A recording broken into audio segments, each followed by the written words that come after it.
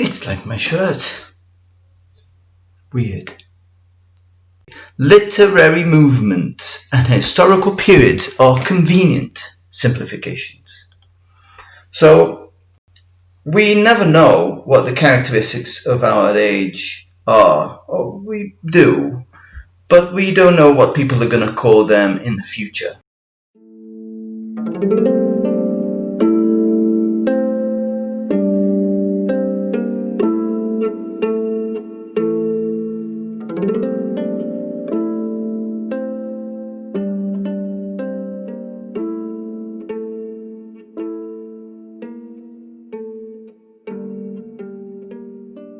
This is a simplified timeline showing classical antiquity, the Middle Ages, and the modern period.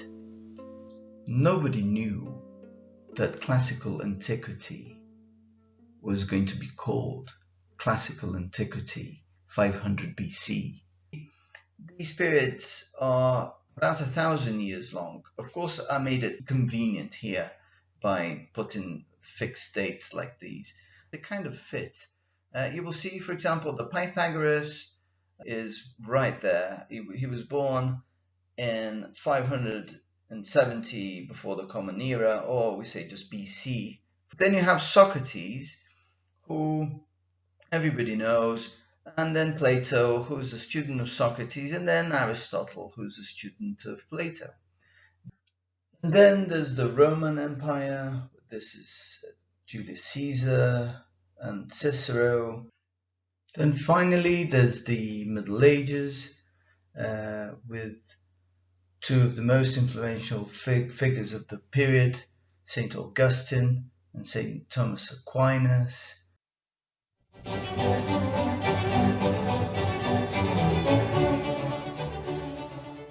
Why am I talking about classical antiquity, the Middle Ages, and the modern period? And why am I saying that the modern period begins 1500 AD?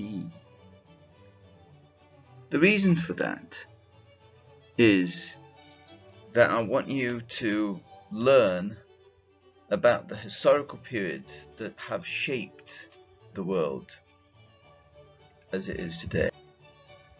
So what we are going to do, how and why, can be put like this. What we're going to learn is English literature, in particular the Enlightenment and the Romantic period. How are we going to do it? By listening to music, see what music was like. And we are also going to see works of art.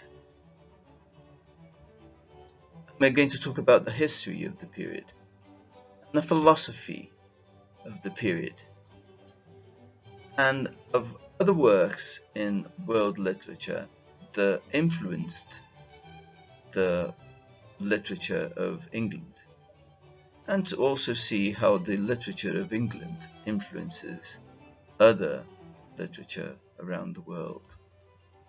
Why are we going to do this? Why are we going to look at music and art and history and philosophy and literature that is not English?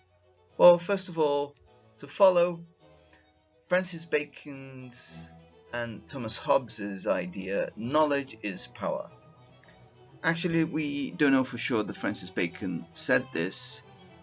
He has something very close to this in one of his texts, and so does Thomas Hobbes, who worked with Bacon when he was younger.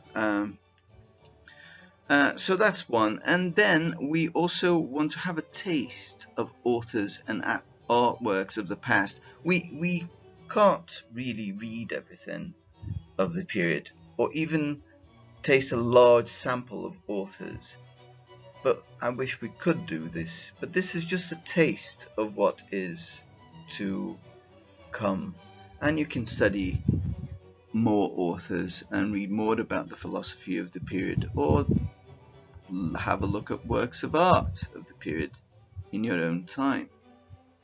And I think all of these things will make you understand the world better.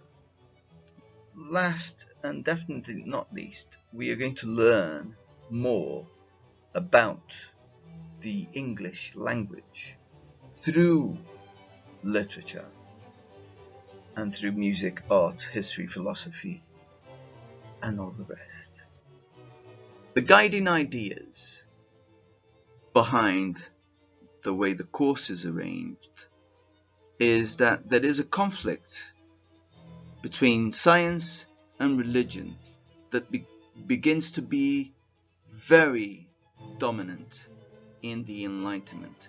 And this conflict is still around, and we can feel it in everywhere, really, in the politics, when you go out in the world, when you speak to your neighbor, it's everywhere. So old ideas inform new ideas, and we are going to explore this a little more. And I also want to give order to chaos, and I'm saying that the world goes in cycles.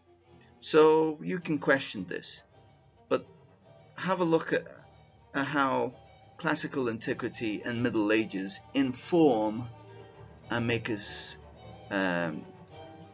think differently about how we see the Renaissance and the Enlightenment, particularly the Enlightenment in conflict with Romanticism, and then later we're going to see how modernism conflicts with Romanticism, and how postmodernism conflicts with the Enlightenment. So these are kind of reactions. The Renaissance is the world getting to the Enlightenment. Romanticism is kind of a reaction against the Enlightenment. Things are changing too fast. Modernism is a reaction against Romanticism. And postmodernism, in a way, is also a reaction against modernism.